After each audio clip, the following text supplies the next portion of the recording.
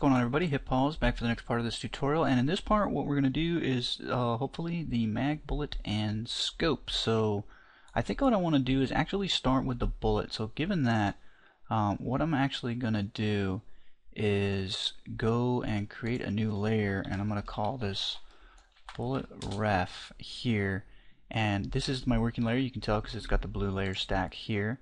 And what I'm going to do is show my grid, and I'm going to create a plane. Holding control lets me do it from the center. If I don't hold control, it does it from the corner, and I can do it non-uniformly. But if I hold control, I can't do it non-uniformly, as you can see here. So I'm going to do that. I'm going to come here. I'm going to actually drag this over to make a duplicate of it, and I'm going to call this bullet ref here, and check images. And I actually went and found an image of a 30-06 here. Okay, so I have that image, and I'm going to now drag that here. Now I need to view the image and hold right click, so it's 1155 by 1155, which actually means it's perfectly square, so it doesn't actually matter at all what size I make this. So what I'm going to do is rotate this 90 degrees and then another 90 degrees here. Okay, and what I'm actually going to do, just to kind of hack this thing right now, is come here, and I'm going to turn this into one segment. I'm actually going to convert this, and what I'm going to do is take these points here, I'm going to move them down. However, if I do that, you can see I'm ending up shrinking it, but if I hit preserve UVs, you can see that I'm just cropping it. Okay, so I just want to crop my image relatively close to my bullet, like so. And now I'm going to actually move this image to center here, and I can look at either side because it doesn't make a difference. And what I'm going to do is actually scale this thing down until it feels like it should actually fit into the magazine. And there we go, there's my bullet done. I'm just kidding, that is not enough for the bullet. Okay, and then let's see how that's going to poke out here. That feels about right. Like I said, I don't actually have a bullet here for me to test. I don't keep them in the same room. Okay, so let's put that back to 0, 0. That looks fine. I'm actually going to, I'm trying to think. Yeah, I'm going to go ahead and rotate it upwards and leave it at that. So what we're going to do is hide. What happened to my layer manager? It's over here. Wah! That's huge. Come over here. I'm going to hide the other layers, and I'm going to make a new, nothing selected. I'm going to make a new layer, and I need to right click this and go to, not wire parameters, but object properties, and uncheck show frozen in gray. That way I can freeze my bullet reference layer, and I'll just call this layer here, I'll call it 3006 bullets, because that is the caliper. Okay, I think Max crashed.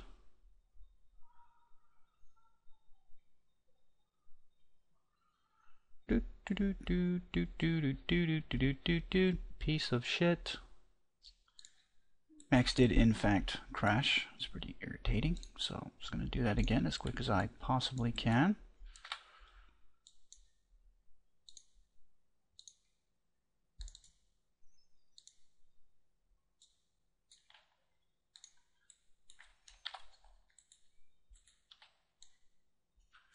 Shit. Forgot to make it one segment. Okay. This time I honestly don't really care to size the bullet before I start modeling it, because I can size a model, who cares? And I'm not going to put it on another layer, because who cares? So I'm just going to move that here, and I'm just going to say hide unselected, because that's going to be faster.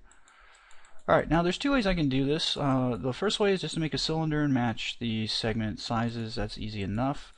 The other way is to loft a shape. Let's try that, because that's something that I don't think I've showed everybody how to do. It's easy though. It's just like nothing to it. So what we do is we come here and we create shapes. Okay, and we just create a line. And I want to kind of get up on this guy because I want it to start. I want it to have a flat point.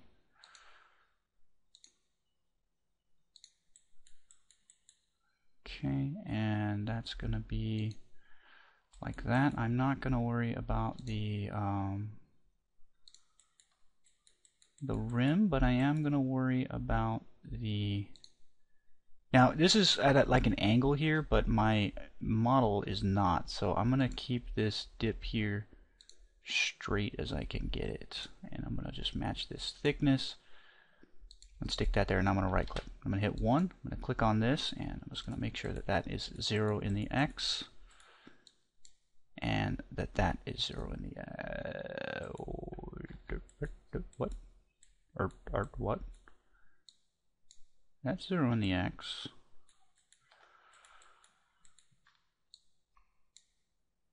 But that's like that. Is this image rotated?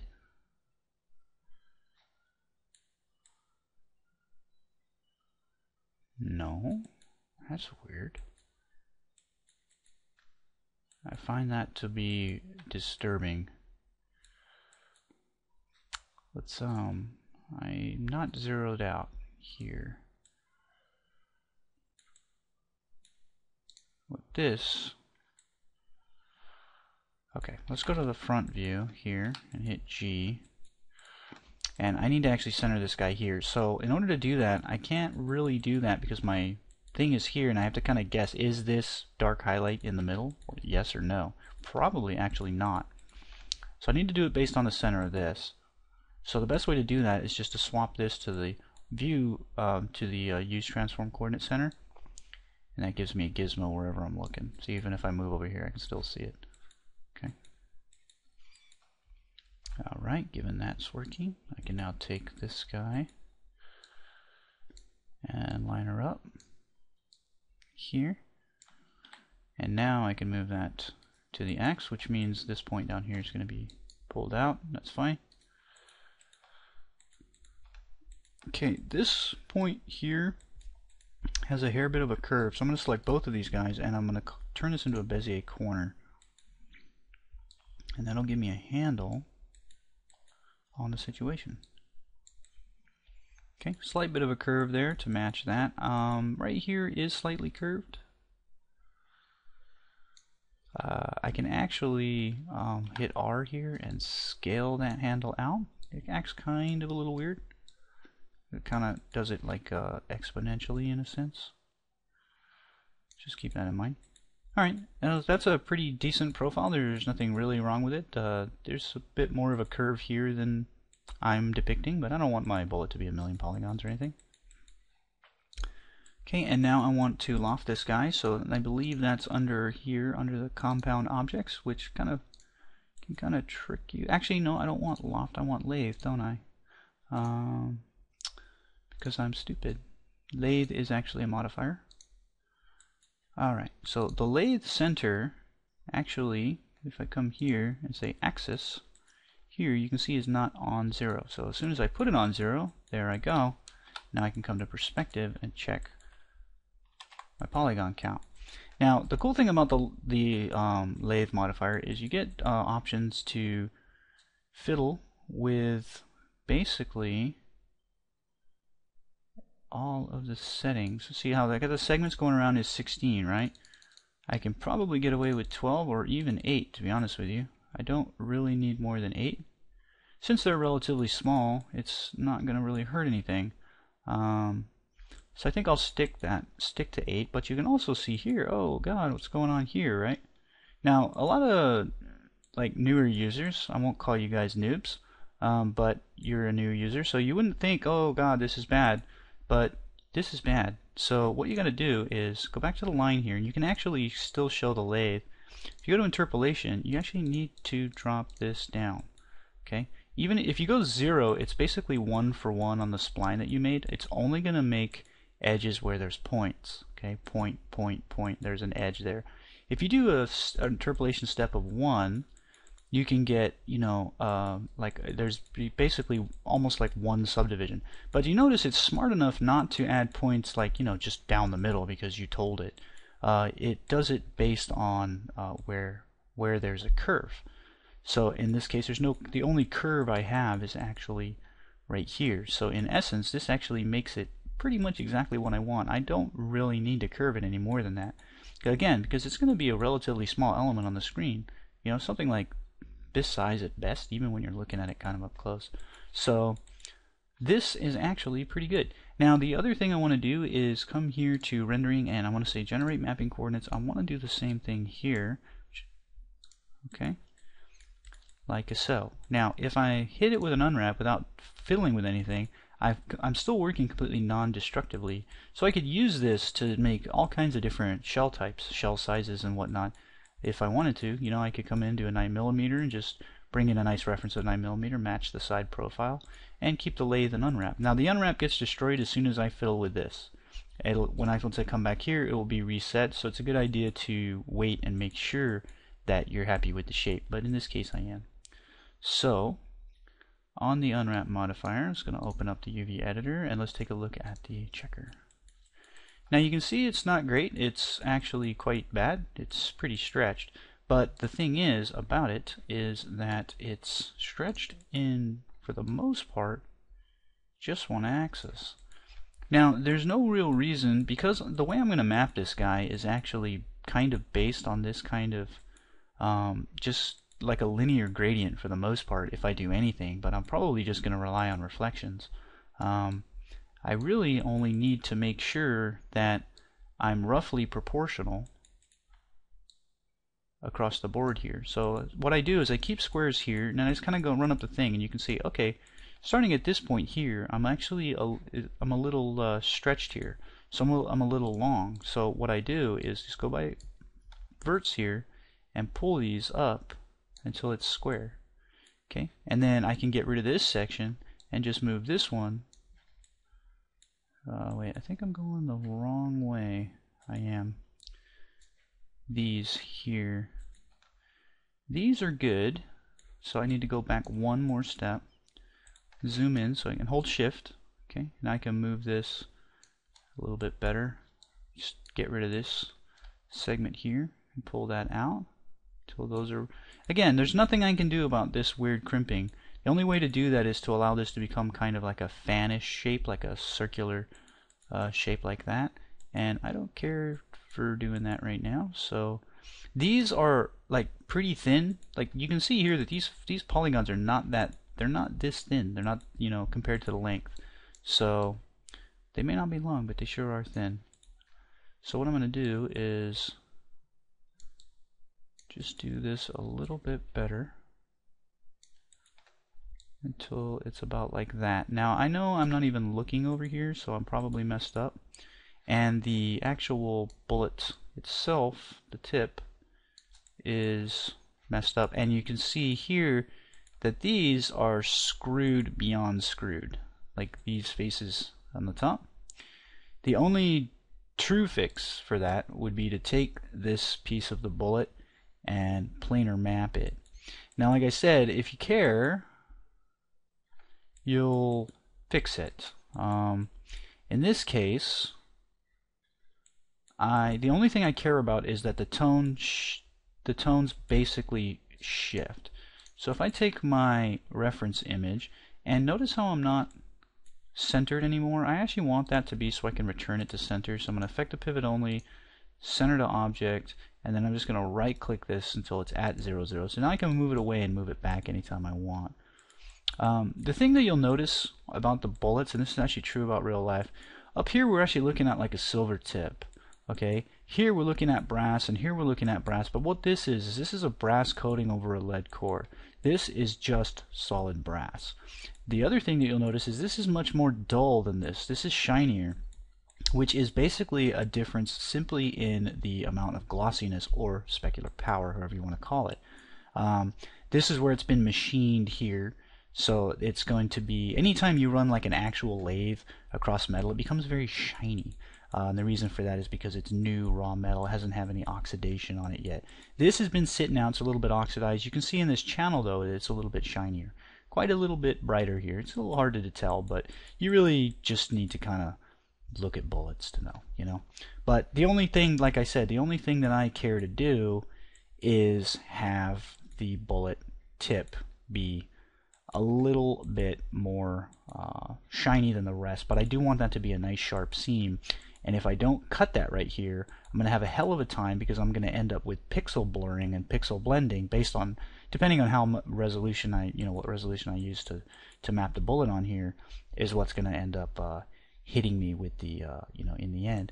So what I want to do is cut this piece away from the rest so that the seam between the two different surfaces is sharp as the polygons are. And polygons are resolution independent. Okay, doesn't matter how close I get to them, the lines never blur. So let's do that. And also, to be honest with you, I'm kind of thinking that I might as well do the actual rim of the casing. So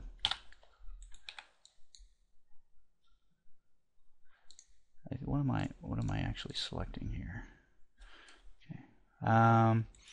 In order to do that, I have to edit the line or lose my unwrap.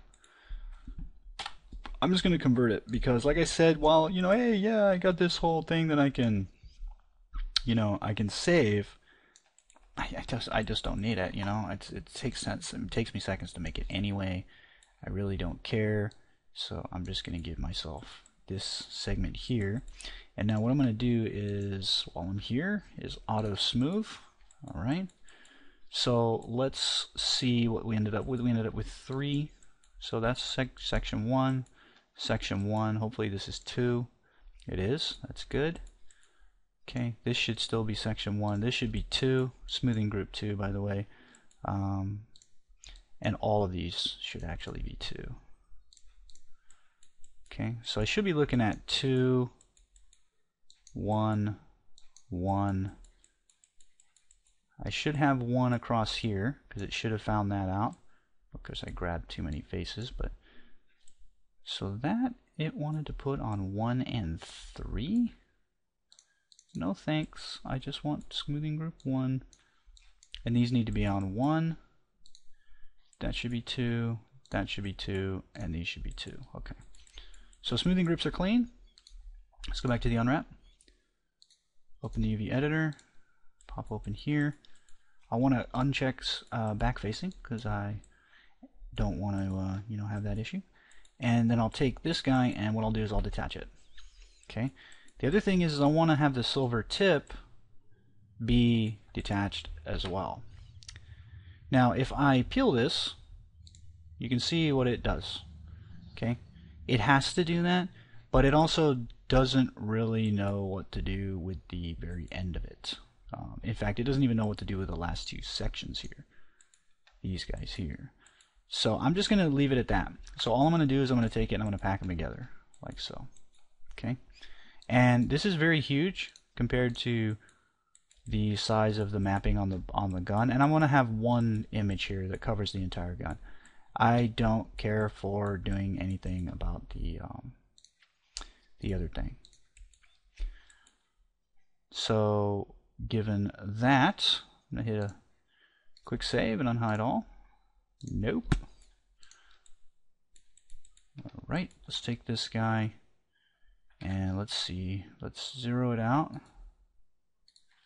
here. Now one of the things you'll notice is because I used a loft, it's using the original pivot point of the spline. So it's not perfectly centered. So I want to center it. Okay, which it's cylindrical, so Max does a great job of supporting the volume here. Okay, so if I spin it, you can see I don't get any wibble wobble or anything like that. If I spin it really fast is how the best way to tell that. Okay, so now I want to flip this 90, and I want to pull this in here, and now I just need to scale her down. I'm going to move it right here, and I basically need to scale it down to fit.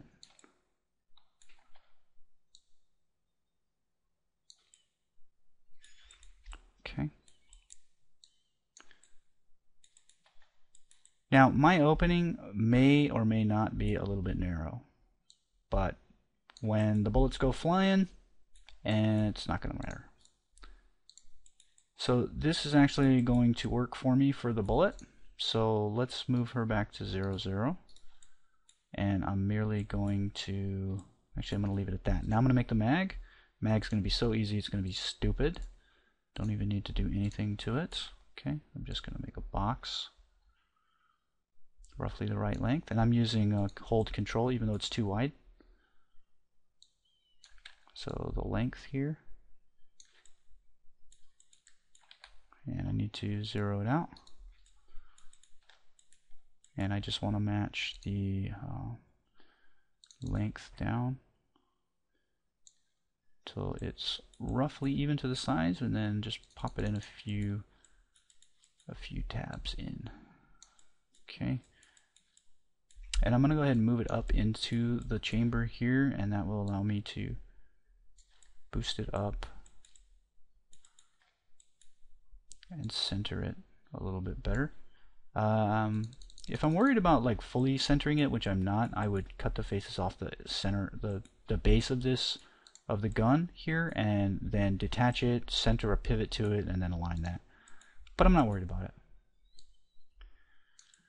Okay, I need to kind of look at how high this whole thing's going to be. So at this point, I'm going to go ahead and convert. I'm going to put it up until it's actually right there is pretty good. Again, you're not going to be seeing this. The bolt will be having pushed the bullet into the side of the gun, so I'm not really worried about it. But what I do want to do is get this pretty much exact right here, and then match this here. Okay, I do want to move this a little bit more forward because it's not as centered as I like versus the back. It's got to go a little bit more like so. Okay, that feels about right.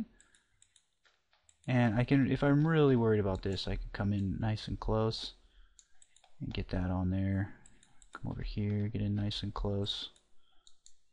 It's a little hard to see my background, but because it's that weird color, but I'm not that worried about it. Okay, the perspective, go back to my normal view. Let's hide the grid.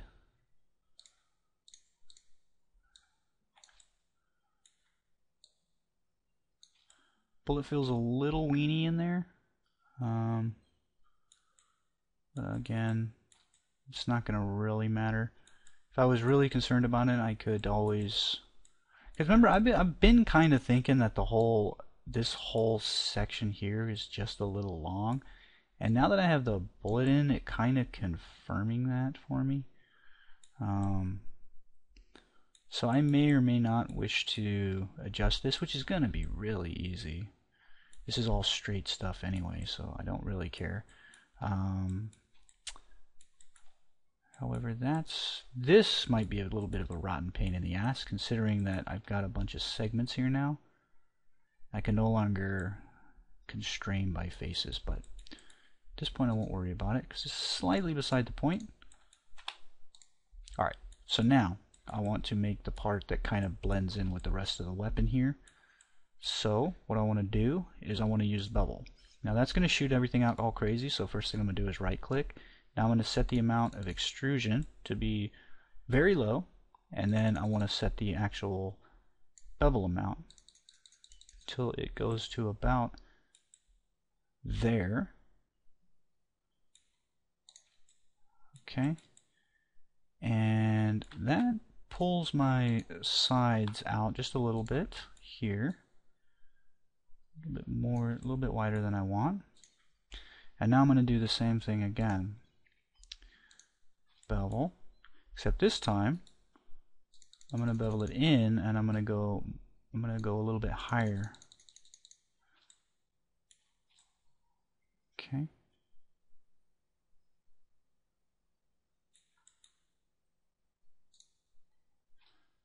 I want to match the bottom here. So the height. By the way, Robin Williams died. That's a bummer. Is it really a bummer? I don't know. Who cares? What an insensitive thing for me to say. I liked him in some stuff, but he also irritated me every once in a while. That's a very insensitive thing to say about somebody who just killed themselves. Alright, so I kind of want to do like that. So slightly match the curve of the gun. And I'm kind of thinking that I really should have taken, if I isolate this, it's kind of sharp to me. I don't really like that. So what I'm going to go ahead and do is chamfer this. And I'm going to chamfer it very slightly. like so. So it's just got a little bit of volume in there. Okay, that should be all right.